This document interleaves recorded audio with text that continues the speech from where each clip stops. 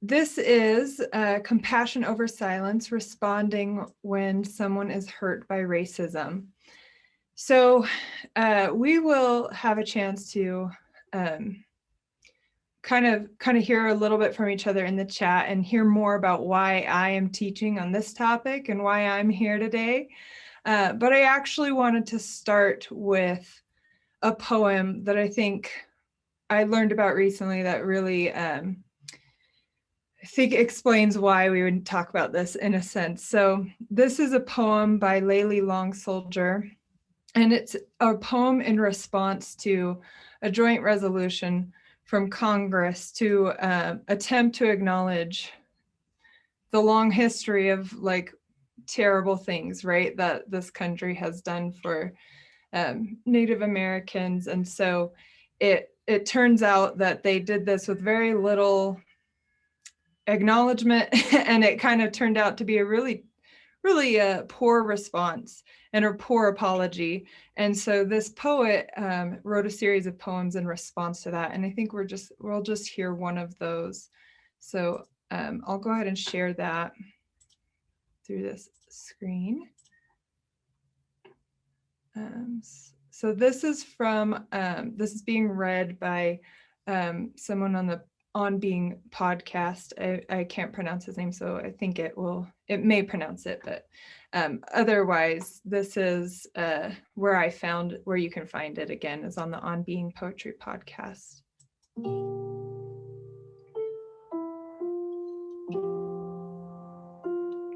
Whereas My Eyes Land on the Shoreline, written by Layli Long Soldier and read by Padre Gotuma.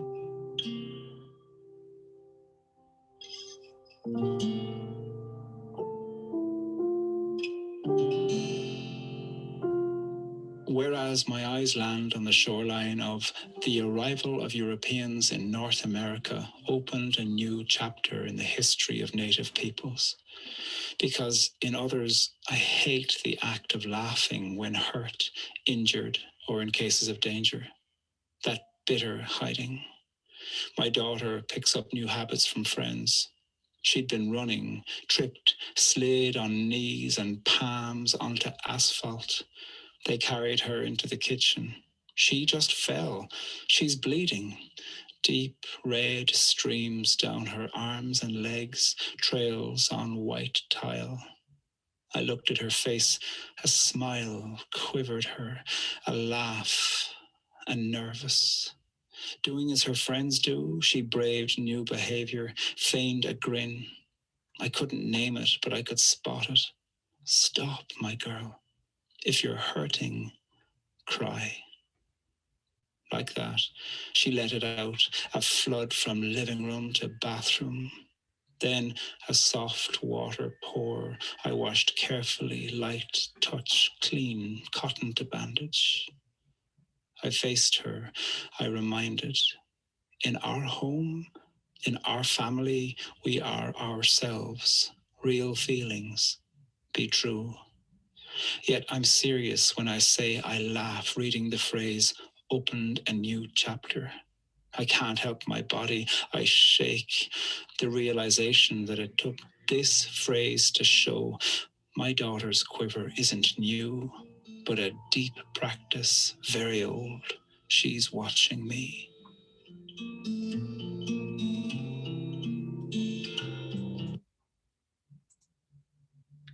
Okay, so we'll revisit some of the aspects of that poem later, and if you're interested in that, again, you can find that on the Poetry on Being podcast. I wish we had time to go all around, but I'm a little nervous we'd run out of time. So what I'd like to ask is for you to put in the chat just your role and one way you are making the world a better place. And as we go along, feel free to glance at that, but we'll just give a second to hear from you. And again, one way you're making the world a better place can be very small, right? It could be I recycled today. So, and if I stole yours, feel free to just put it in there anyways. So I'll just give that a second while we hear a couple of things from those on this breakout.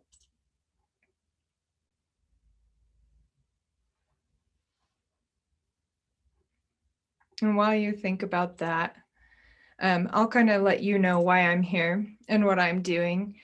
So my name is Jean Whitlock. I'm a social worker with the Resiliency Center at the University of Utah Health. And my role, the Resiliency Center role, is to focus on well-being strategy to improve the lives of the employees of UVU Health. So that covers anyone in the healthcare setting. I am a therapist, and so my expertise and my role is around what do we all need to know about our emotions and how they affect us and how we can utilize them and how we can heal. And so I'm not here because I'm an expert on EDI work. I'm a learner like many of you, but I have something to say when it comes to compassion. My colleague and I, Trin, we wrote an article together about the role of compassion when someone is hurt by racism, and she is also presenting right now in how to heal if you are a person hurt by racism. So we're kind of coming at this at two angles with this same role of compassion, and that's why I'm here. So I thought, whenever I hear a how-to, and I notice Emily Izzo's in this call too, so she is part of the team that published that article. So I'm so glad you're here, Emily. But so when I hear how-to, it makes me feel like, oh, a silver bullet is coming my way in this article. And that is certainly not the case with this breakout session. So I just wanted to mention, what we'll be covering today is we'll have a chance to discuss a little bit. We'll have some validation and self-compassion that we feel. We're going to talk about the function of compassion in the nervous system. We're going to talk about a problem scenario that we might notice of some, what it looks like to watch or participate in a racist exchange, or some kind of, ism. And then we'll go over a couple of helpful phrases. So what this isn't is, like I said, this isn't a silver bullet. This isn't one right thing to say, and this certainly isn't me speaking for what people of color want to hear. So just wanted to clarify that. So we'll talk about why silence happens. We'll talk about the role of compassion. We're going to review a scenario together, and then we'll discuss and practice. Any questions before we get started? Okay. I'm just going to peek at the chat. It's great to see you participating in that, and good to have you here. So when we think about a response, we can have bad responses, but we also hear a lot about silence, especially white silence. White silence is violence, right? This silence is deafening. And it's worth asking, why do we do that? Why do we tend to go silent sometimes? And I'm saying this as I've been an offender, right? I've been silent when I wish I hadn't been. And I've contemplated this and I've lived through this, but there's also a few things that from the psychotherapy lens that we could kind of learn about. Why do we do this? So silence is the reaction to something, right? It's fine to be silent throughout life, but when we're in the face of an event and we react with silence, that's where we start to feel like, was that, I chose something, but it was very fast, and it was this reaction instead of maybe the response that I wanted to give. So I think it's worth talking about the nervous system. And in the nervous system, right, we have this huge response that saves us from all kinds of things. And that stress response is physical. You can feel it when you slam on the brakes and you feel the spike of adrenaline. And then once you realize you're safe, it kind of goes back down and you can continue on, but it's so fast, right? It's that response, it's that reaction. And the thing is, we've evolved to the point where we will have this reaction, whether or not we're in the face of imminent danger. So that's where we have this physical response to what is a psychological threat sometimes. That's this on the side with the fish with anxiety. You know, when the shark is there, we want that stress response. We want to be able to run away. We want to feel strong in that. And yet it still comes even if we're just thinking, what about this? What if this? So when we have a perception of something like racism, it's probably a threat in our brain. It's probably, before anything else, it's probably a feeling of someone's not safe. And usually, you know, depending on our history and who we are, we might personally feel unsafe, or we might feel that there's a threat to our values, a threat to our belief system, a threat to someone we care about. And so from this lens, it might be worth kind of saying, this perception, this visual, when we see racism happen, first of all, we feel we're dealing with a threat, and our body will have a response to that. And that response is going to come first, and it's going to be inevitable. And so we're going to talk a little bit about, so what do we do when it's there? So all emotions, all of this response, you know, begins with a stressor. If we look at it simply, there's this cycle that is going to happen. You know, we're going to have the stressor, that sympathetic nervous system, which is the one that kicks us into fight or flight, is going to get activated, and it's going to escalate until it doesn't need to anymore. And sometimes it escalates all the way to where we feel like we don't really have any options. And that's usually that freeze response. And so I would say that a silence is more like that freeze response rather than a fight or flight response. And you can see here, kind of freeze is sort of like, that's the last place we go for defense. And if we can get through that, once we realize we're safe, that's when we come down from that. So you can see that curve ends and we sort of come down. So it has a beginning, a middle, and an end. And when we get stuck in this cycle, that's usually where we can't really take an action that feels good.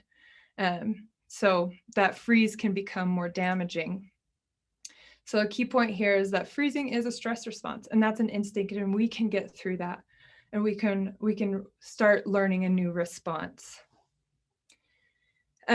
So another thing to just think about, sometimes we'll have that initial response in the moment, and then afterwards, maybe we don't really know what to do with what we saw, and maybe it turns into rumination and it turns inward.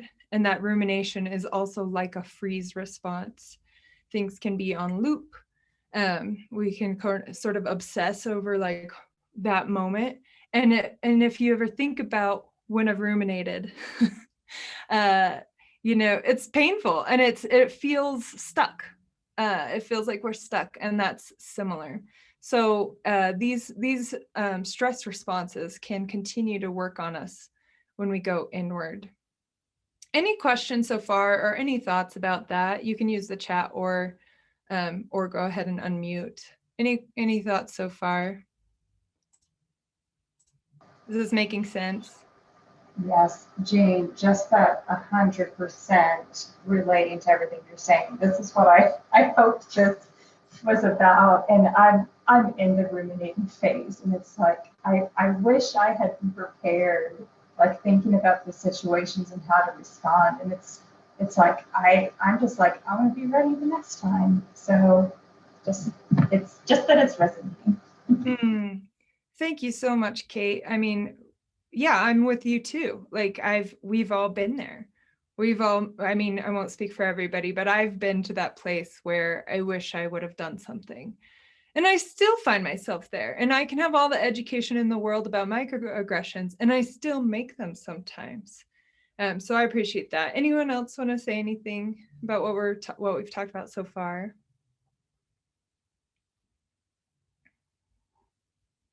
Okay. My screen's a little small, so things keep moving around. Hard time finding them. Okay, here we go. So here we are learning about being in the midst of the stress response. Well, guess what? we know chronic stress is not good, right? So the more often we get stuck, the more often we need to work to complete that cycle. And if we don't complete that cycle, it adds up, and that's what we call chronic stress. And really life starts to get pretty limiting, because then we maybe feel anxious about getting stuck again. So we're less likely to put ourselves out there and sort of become this avoidant patterns. And we do know that in terms of being a person of color, or being someone who's even more threatened by racism, the perception of racism, even if there's a fear of the racism, right? That's that what if. And it's been shown to have just as damaging effect of the fear of interacting, the fear of thinking someone you're interacting with will perform some kind of racist act. So there's all kinds of consequences, both on everyone, and then even more on people of color who are more alert to these threats.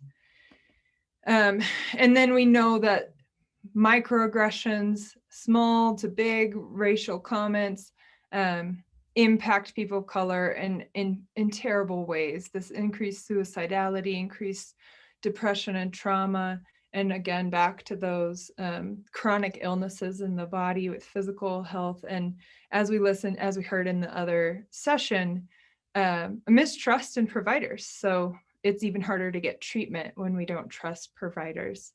So this is a big deal, right? Like, we're talking about a little split second, but it's a million of those, right? And it happens to people who witness it, and it happens to people who receive it, on top of the other, just the trauma of receiving it in general. So this is a big deal.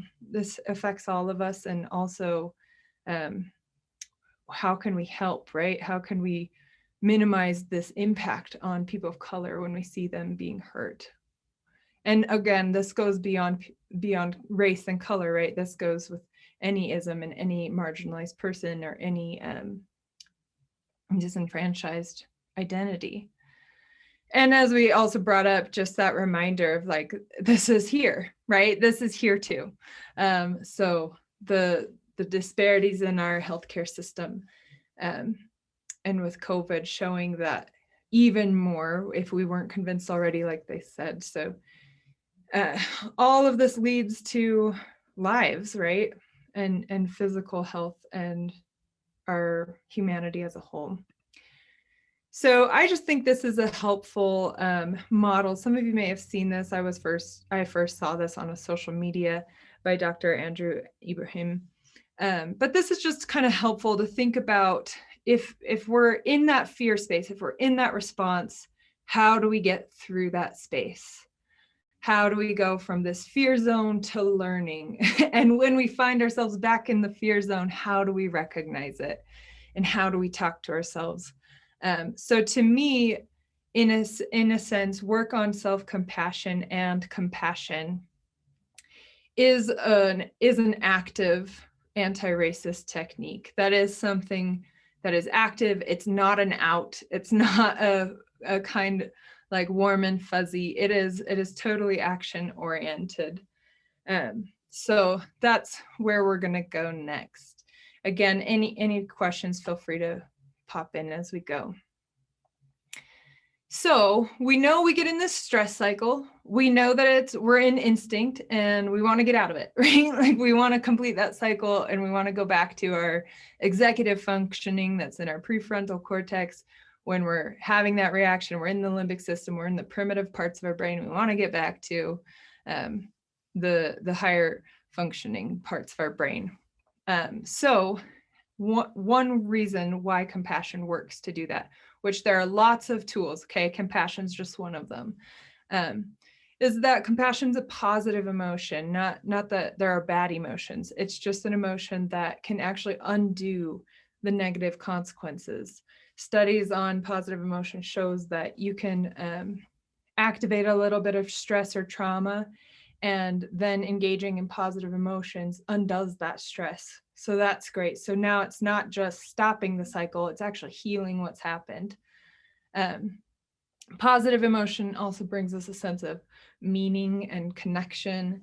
And it's also that recharge. So it's a great way to think about, if I'm going to use this tool, why is it the tool we're choosing? And these are great reasons why.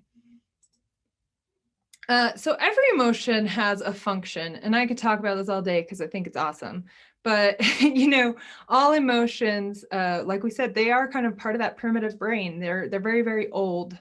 And they're amazing because all emotions come with this urge to act. And we need that because in times of stress or threat, we don't actually want to sit down and think, which way should I go? We just want to run away, right? So that presence of fear gives us this urge to run away. And that's great. And so some of those really survival emotions, fear, anger, sadness, all of those things kind of give us those protective survival instincts. But the positive emotions also give us that. And compassion comes with this urge to comfort. And if you think about that just for a second, when we have compassion, we usually have this desire to act on it, right? Like we want to do something to make somebody feel better. And that's the exact urge we want to capitalize on and use to get us through that stress cycle and to give us a better response. So what we're going to do is we're actually going to read out this scenario. And I'm in health, so this is the scenario on the article, and this is dealing with a nurse's experience of racism. So we'll read through it and maybe just chat for a second about our first impressions of how it goes, how it went. And then we'll get to, okay, what would be some good responses and how do we activate compassion? So what I'd like, if I have about two or three slides that have like a section to read, and I'd love to give someone a chance to kind of use their voice to read and participate. So can I get just like, well, we'll just do it one slide at a time. Can I get somebody to read this slide? Sure. This is Emily Izzo. I'll read it. Great. Okay, so scenario 1, a bedside nurse's experience of racism. I left with a knot in my gut. I walked in the door and greeted my patient. She returned my smile. I introduced myself as her nurse for the day shift. Her smile quickly shifted. She asked me, "You're an RN? How much experience do you have? Where did you go to school?" I felt awkward, but answered her barrage of questions and tried to reassure her of my qualifications and intentions to provide her the care she deserves. After completing my tasks, I left her room with a knot in my gut. Did she question me because I'm a Black woman? Did she question me because I look young? But there are many nurses that are younger than I am on this unit. At mid-shift, the charge nurse informed me that she is reassigning another nurse to this patient. The family had made the request, stating that it just wasn't a good fit. I felt sick to my stomach. I started to wonder if I even belong in this profession. Great. Thanks, Emily. Before we even go on, even just that, I'd like you to pause and sort of scan your body. Is this activating anything? Anything that feels like that stress response? I see the one person with their camera is nodding, so thank you. Yeah, we're feeling it. I'm curious what people are noticing in their body. So I'm definitely noticing a little like tight stomach, and I wrote some of this, so it still gets to me. I feel bad for the nurse, and I also feel like embarrassed for the patient as well. Yeah, thank you. Jillian says sick to my stomach too. Right, it's there, right? That's this threat. And I'm just gonna make a few assumptions. If we think about what is this moment threatening? What about my life is it threatening?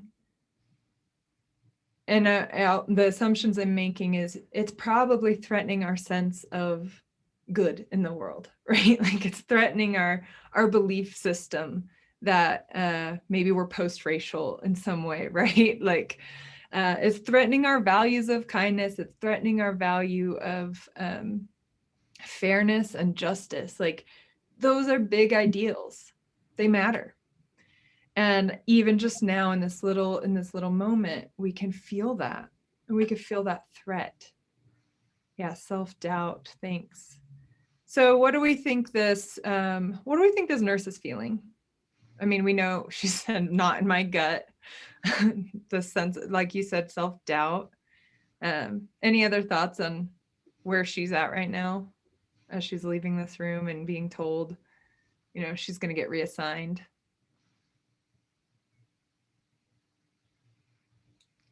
Feels like we're there, like we can understand she's not feeling great. Okay, let's have somebody else read this next slide. I can do it. Great. The pain feels so raw right now. This wasn't the first time I'd experienced something like this, and I've just blown it off. This time, however, it stuck with me. I couldn't sleep for the next few days because I could not stop thinking about it. I don't want to stay silent anymore. I can't after the murders of George Floyd, Breonna Taylor, and Ahmaud Arbery, and so many others. Who do I tell? I'm not sure my supervisor would understand. My colleagues that I usually work with are also white, and I don't know where people stand, and what can they do about it? The culture of our hospital is patients come first. This feels so raw right now. I don't want to get upset in front of them and be seen as the angry Black woman. I really don't want this to happen to someone else, so I decided to say something. Should I keep going? Yeah, I'll just say, if you don't mind going on after, just that what stuck out to me is that silent. So even this person is battling, like, am I safe to say something, right? Like, the threat is very real for her. And even so, trying to figure out how do I move forward. Thanks, go ahead and finish. And how do, almost like I can't say something and I can't not say something. Yeah, stuck, right? Like I'm in this hard place. Yeah. I'll keep going. The floodgates open. I scheduled an appointment with my supervisor and tried to report the incident as rationally as I could, but I could not stop the tears. It was like the floodgates opened from all those years of repressing these types of incidents from patients and colleagues. My supervisor expressed that she was there to support me, but then she said I wasn't alone, that white nurses also get dismissed by their patients. She said that patients usually do not have malicious intentions. They are stressed and fearful and take it out on the nurses. Unfortunately, this is part of our job. Okay, so now we've sort of heard what happened from her decision to say something. What do we think about this response? What do we recognize in it? What do we notice about this response from the supervisor?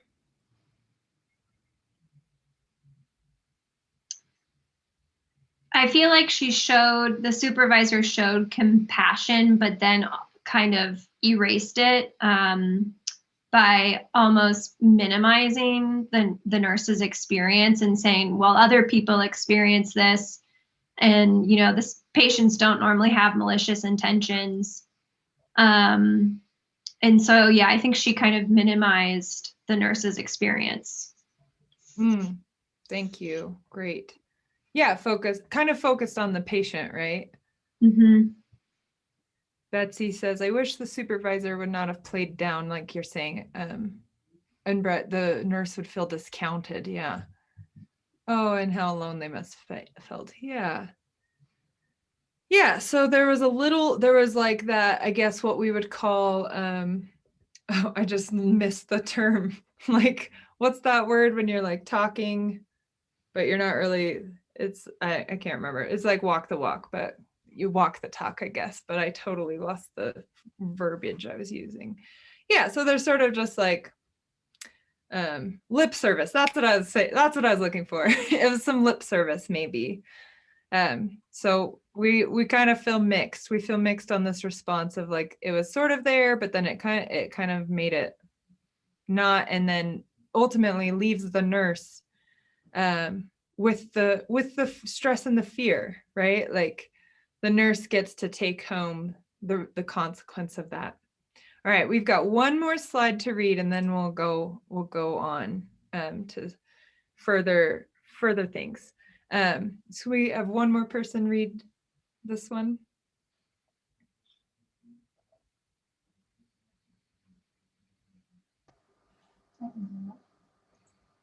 Her supervisor's response: I didn't know what to say.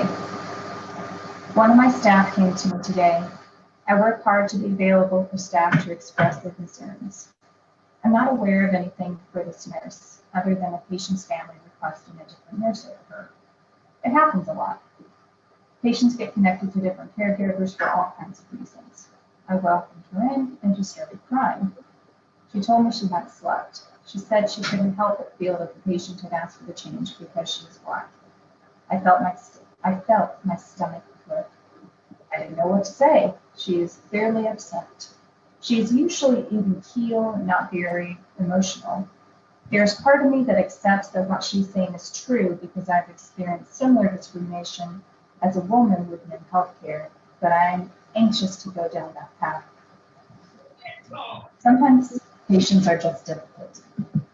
There's so much going on already with COVID-19. I don't have the bandwidth to tackle racism too.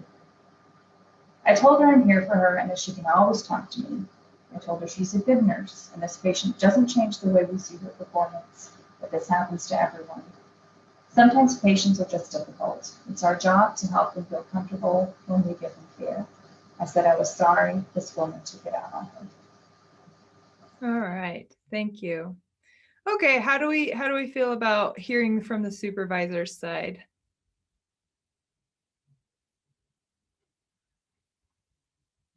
So yeah, Kate said, like, we definitely see that there's that stress response going on, right? Like the same thing, my stomach's going, like I don't feel good about this, right?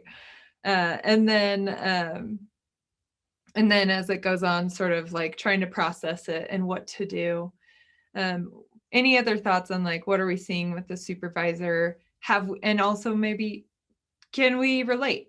Like, have we ever been in this position before where maybe we had a responsibility?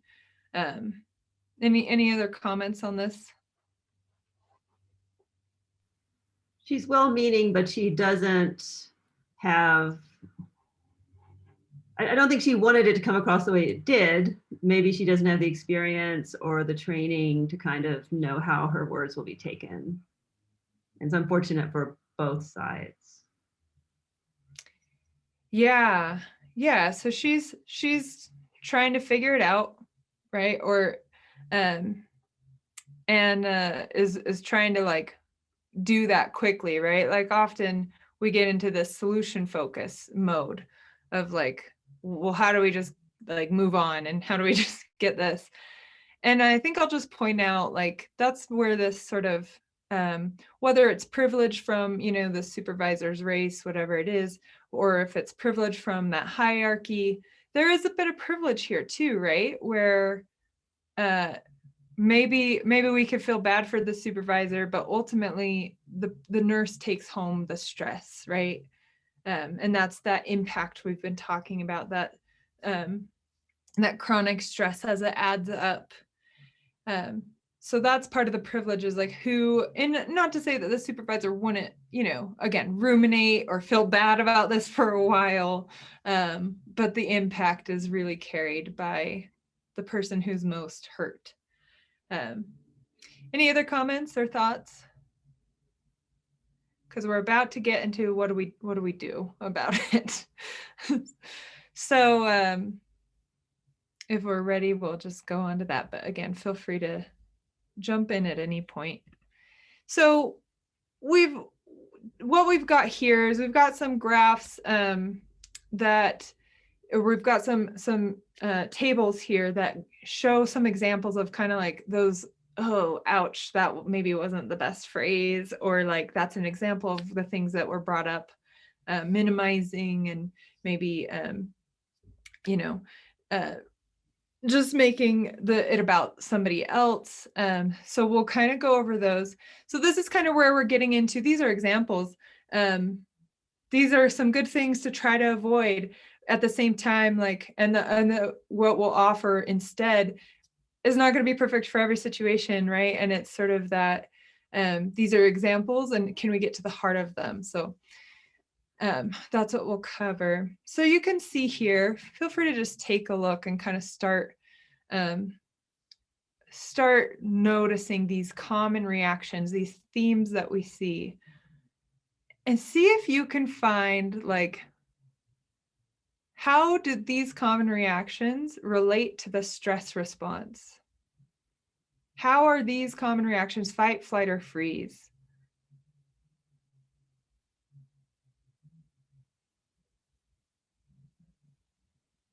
Any guesses there?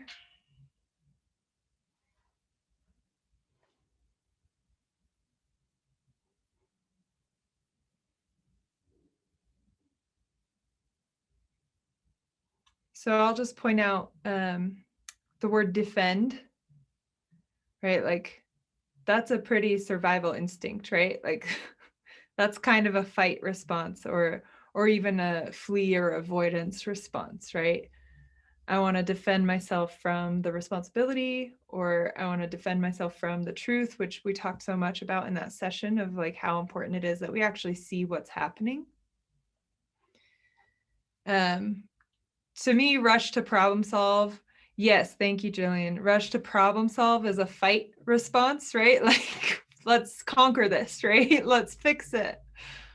Jillian says the defensiveness is, and the flight, this is what actually happened, right? And maybe even the highlighting of innocent intentions, right? So they didn't mean it. They didn't mean it as avoidance, right? Like we're circumventing the whole issue, and we're focusing on this totally different thing. And that person isn't even present, right? Like at this moment. So we can see kind of like some of these sound like they would be trying to be nice, right? Like, this happens to everyone. Don't let it ruin your day. Like, be positive, right? Like, that sounds like something we would try sometimes, because we have a weird warp on positivity, and we try to make it what's called toxic positivity, where it's like, ignore what happened and just focus on the good. Or even this, you're tough, right? Like, that's so nice, isn't it? Isn't it so nice to say you're so strong? Like, when actually we're minimizing that they're not bulletproof. They get hurt. We get hurt, right? Like, so those are things to point out, that like we sometimes do this even under the guise, especially I think in Utah, right? Of like that nice West Coast, like, smile, we're going to support you, we're going to say nice things. But at the end of the day, it might not feel nice.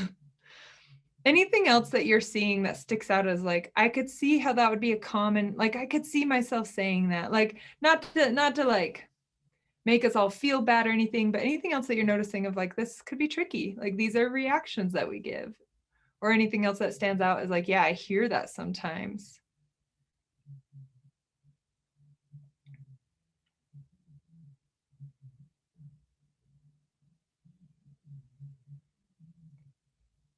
I definitely hear they didn't mean it that way, right? Like we could ever know how they meant it. And we'll just assume that they didn't mean it that way. All right, any other questions about these kind of what not to do sort of scenarios? And again, feel free to like take screenshots or whatever, but you can also find the article online. So this is where we go, all right, sounds like those are defensive responses. So how do we activate compassion? Because we know that's one tool we have to get through that defensiveness, to get through that fight and flight. So we're going to draw from Dr. Kristen Neff's 3 elements of self-compassion to talk about, well, how do we activate compassion to get us through it and get us to action? Because emotions make us act. And we'll cover some responses that are options that fall under these 3 categories of the sense of common humanity, self-kindness, and mindfulness. So to start with mindfulness, it's sort of that first we've got to be aware that we feel threatened, right? Like if we now know that the the threats of racism are going to activate us in a way that kind of takes us out of our, best selves and maybe more in that survival self, which is needed, and that's okay. Now, maybe we start with mindfulness to say, oh, first I need to know I'm getting activated. And that's where this lovely little pause before you speak. And, we actually started with this. We had that stop practice at the beginning to say, okay, can I just stop and take a breath? And maybe can I say my stomach is tight? Maybe I want to say this feels like a sucky moment that's about to happen, right? And just acknowledge that. We can just acknowledge ourselves for being human right then. And it goes further, drawing out this mindfulness. It's sort of lots of different options here. So you can pause and take a breath. You can label what you're feeling. And then you're going to want to try to do the same for the person that you're seeing is hurt by racism or any kind of discrimination. And so this is where it's like, instead of those what not to say, all those things that focus on everybody but the pain, we're going to focus on that pain. We're going to say something like, you're upset and my gosh, you've got reason to be. I'm so sorry that happened. Or, yeah, it could have been preference, but to me, it sounds like implicit bias. It sounds like that patient is biased against you. We're going to call it out and say that that what you're experiencing is real. Validation at its core is to give the acknowledgement that the other person has a right to their own feelings and is the most authoritative, like the person with the most authority to say how they feel. None of us get to say how you feel, right? That's what validation is. We're saying your reality matters, and I'm here to just say that. So another thing that maybe the supervisor could say is, this is a hard issue to bring up. Like, this isn't easy. I appreciate you for trusting me. You've got some feelings and that's vulnerable. Asking questions, not to, like we saw before, asking questions of like, well, what do you think? What did you do, right? Like, what did you do to make them do that or something? Asking questions about their experience. Help me understand what you're feeling right now. What's your body going through right now? Who do you turn to when something like this happens? Do you have support? These are all options. How do we feel about these? We're getting to that, like, where I'm going to start talking fast time, but I do want to just say, like, feeling good? Do these feel better? Do these sound also authentic, right? We notice some authentic instinctive defense, but these can also be authentic, drawing and activating our compassion that we likely feel. Okay. I think somebody had something in the chat. So the thing keeping me from saying the right thing is not wanting to cause a scene. It seems like these conversations always come up at family reunions, and I just want to keep the peace. Right. So that, back to that, what is this event threatening? It's threatening my sense of peace in my family, right? And if we think about truth, that's probably there anyway, right? Like, you're not causing that. It's there. It's already been disrupted just because your peace was disrupted by the fact that this conversation came up. And again, we don't have to respond always. It's that mindfulness that helps us know we're choosing to respond, or we're choosing to activate some compassion here. Very real, Kate. We could talk about that for a long time because that's very common.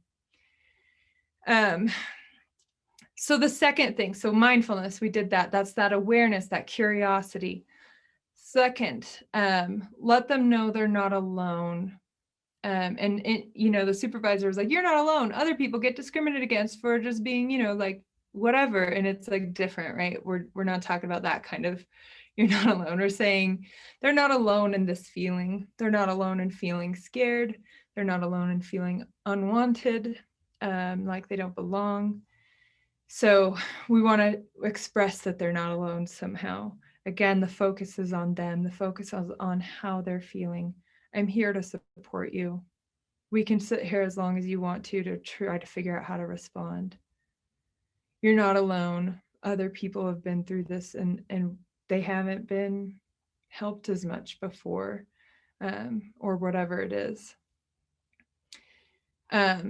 Even sometimes we could think about, do I know somebody else who feels this way? Not like us telling someone a story, but asking them, like, do you know somebody else who feels this way? So the third thing is kindness. Again, this is where we get into action. This is the doing. I guess all of those responses are actions technically, but this is sort of that, what can I do to comfort, right? This is if I'm feeling this urge to comfort, what can I do? So, for this scenario, they're saying this doesn't change how I see you. You're an excellent nurse, and this person not seeing that's on them. I'll protect you. I'm going to help you look up resources. And I'm going to ask what we can do to make this better in the future for everybody, right? So these are actions that in this situation that they could take. So again, kind of like, do we feel like these are reasonable? Do we feel like they are reachable? We're not going to be perfect at them, but does it help to see that how these are activating compassion instead of getting stuck in a defense? That's the hope. So I hope so. So I just want to let's just take like 2 minutes or 2 or 3 minutes. And if we feel brave today, maybe we want to think back to a time, not like, the worst thing you've ever witnessed, but maybe we want to think back to a time where we didn't say something when we wanted to, or maybe we wanted to try to, like, now that we know, maybe we want to think about it in a different way. And this is not to activate too much rumination. And if you get uncomfortable, I will help you. We've got that next with that. So we're going to call up a little discomfort right now and think, if I had these tools, like maybe just like if I could redo with these tools, can I think of something to say? Does that all make sense? We're just going to spend a minute or two in reflection and try to add in some of these elements. Are we okay to do that? Okay. I just go by what Jillian does. So she's signing you all up. So I'm just going to give you a second here to do that.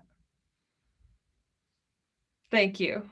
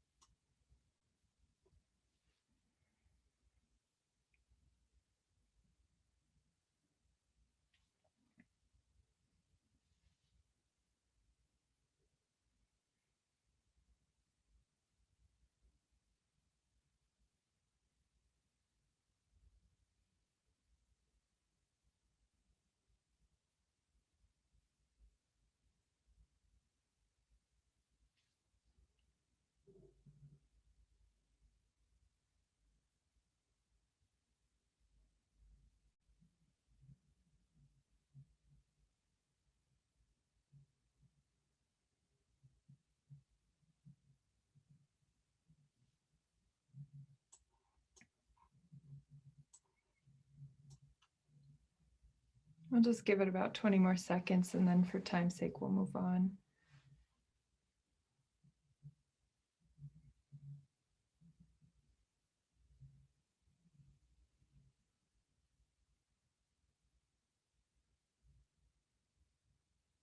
So again, maybe this is something you want to screenshot and try later, even with its imperfection of the words jumbled. Or maybe this is, maybe this went well. Either way, it's probably not going to be perfect. right? Like it probably didn't even go perfectly in your mind. And that's natural. The brain is really amazing and can resist stuff and still have that stress cycle. So just, if we had more time, we could talk about how that went, but we're just going to move forward. So just a couple of thoughts on what if I'm a bystander and I'm seeing something. I just think it's worth mentioning. There's this New York Times article that really covered microaggressions, how to respond to microaggressions. Has some really nice phrases. So these are some of the techniques, right? Asking for more clarification. Try to say, I know you didn't mean to, but like when you said this, it can have this impact on someone. You could try this instead, right? So maybe somebody like uses a slur or an outdated name for a group of people, or, you know, calling in an identity that's not accurate, and maybe we can help them be a little more accurate. Sharing your own process, these are all techniques.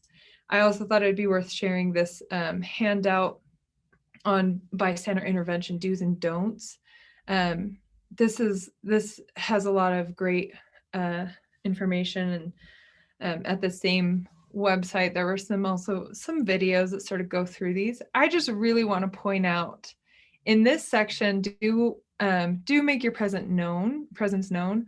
These are the steps. Making eye contact. I'm acknowledging that I see you and I see your experience. I am not ignoring this. I'm seeing it, right? Make yourself near the person. So you're not alone. I'm entering this space with you, right? And these are all nonverbal so far, but they are these steps. And making a barrier, and if it's safe to do so, asking permission. So you're kind of saying, how can I support you? How can I be kind? So I thought that was helpful to point out. So then there's the big question, what if I'm the offender? Or what if I am silent and that now I'm complicit, right? Well, the good news is the same steps apply for you, right? So these techniques of compassion, we can do this for ourselves. So first of all, we want to recognize that we are in the stressful moment. When we're the offender and we're catching on, like, oh my gosh, I just hurt someone, we are activated, okay? So that's a moment to work through to get to the place where you can get to your own healing. So again, focus on impact. Notice, apologize if you can, if you feel like if they are receiving that. Validate that you did something wrong. So those are all things that we should be doing. And we can do with silence too, right? We can say, I was silent and I noticed that probably didn't help you out, right? Like that's gonna be painful. And then we've got to take care of ourselves too. And let me be really clear about this. Self-compassion is a tool for activism. That's the main takeaway here. Self-compassion is not an out. It's not, oh, poor me, white ally, or whatever, I've got to go heal before I can engage again. Self-compassion is the way to get back into the activism. So we want to do this for ourselves too. And it's not any of these things. So just to kind of, give yourself that experience. You just thought about a time when you didn't do something that you wanted to do.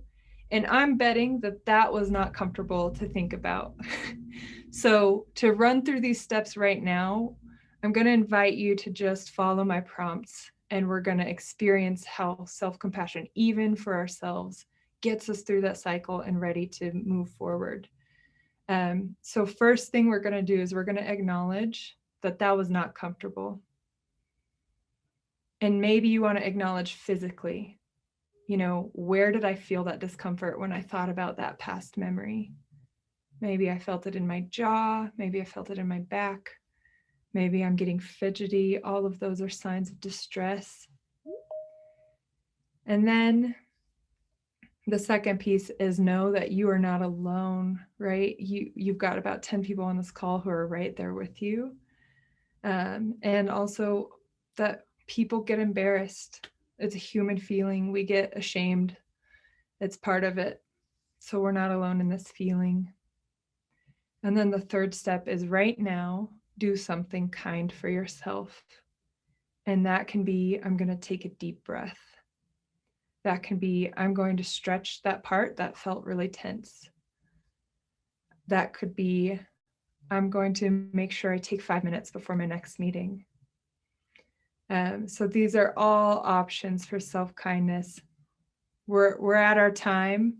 I've taken you up to the very edge. If you're still around, I really wanted to end on that poem again, so I'm going to play it, but I understand if you've got to leave. So thank you for your time and attention today. Just that poem, I think, really captures again, so I'm going to share that again.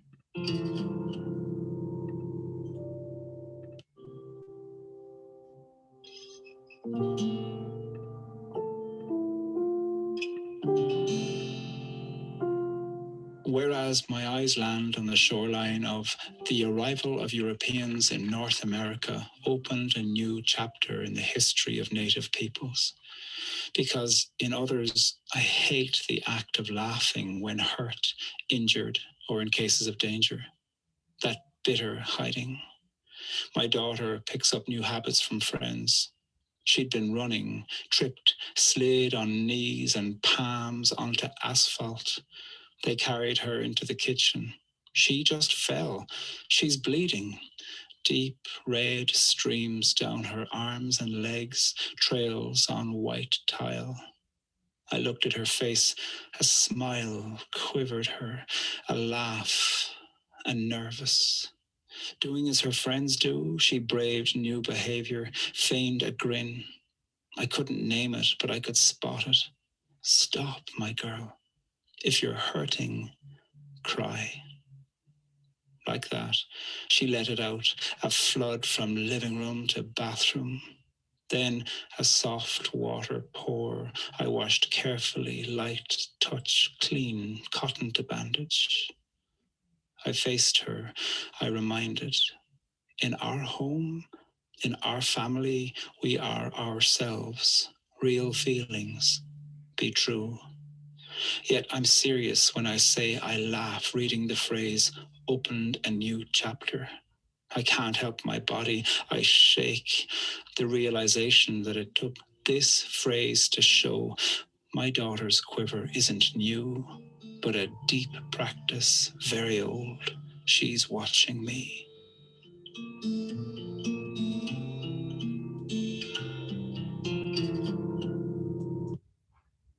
Thank you all for your time today and for, I'm going to read those chats about how you're making a world a better place. I'm going to be here for a minute or two if you want to chat, but otherwise, thanks for doing this work. Self-compassion is a great tool to take along with you.